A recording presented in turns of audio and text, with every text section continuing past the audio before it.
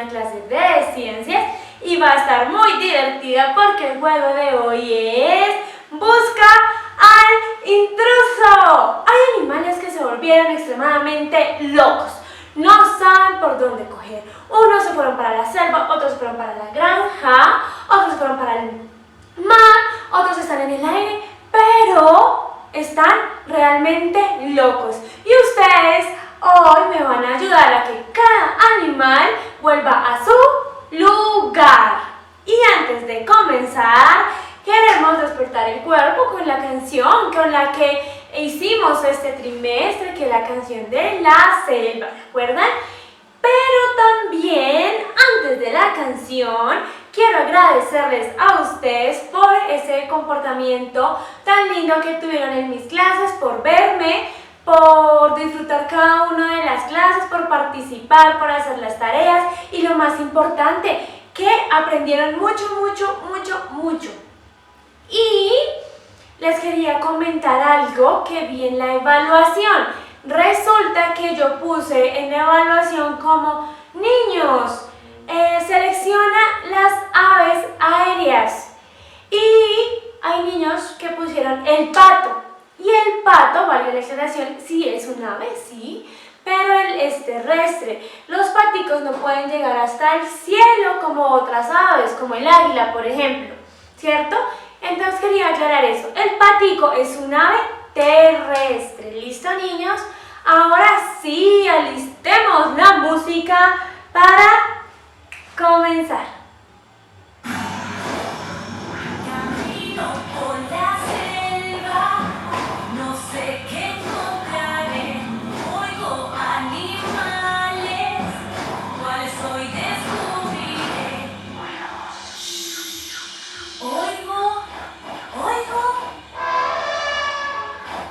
¡Un elefante! Piso como el elefante.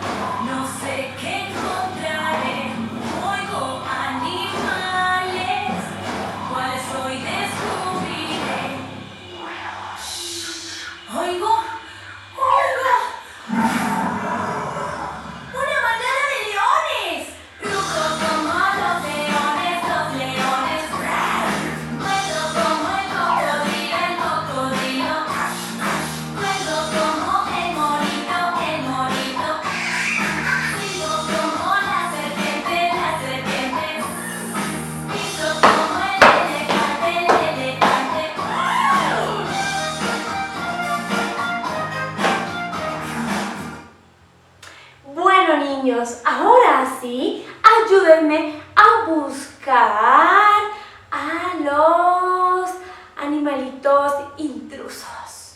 Y ya regresamos. Vamos, niños de Kinder, a encontrar a esos animales intrusos. Imagínense que estamos acá en el océano, pero algunos animales domésticos, unos salvajes, se han ido a visitar a los peces, pero no deben estar ahí. Comencemos. ¿Cuáles serán? Ayúdenme a mirar. Por acá tenemos un animal doméstico, el caballo. Señor caballo, ya lo hemos encontrado. Listo, ¿cuál será nuestro animal número 2? A ver, ¿quién ve más? ¿Quién ve más? Acá, esta ranita. Ella no puede estar en el agua porque es un animal que está en la selva la mayoría de veces. Un animal terrestre, igual que el caballo. A ver, ¿qué animales ven más? A ver, este pajarito es un animal aéreo. Es imposible que pueda estar en el agua. Y tenemos el gorila, que es un animal salvaje. Y a nuestro amigo el gato, que es un animal doméstico. Excelente, niños. ¿Están listos para el siguiente? Vamos a verlo. Oh, por Dios. Acá en el África algo está pasando. Encontramos unos búfalos, una jirafa y una cebra. ¿Qué quiere decir? ¿Que son animales? Salvajes, correcto.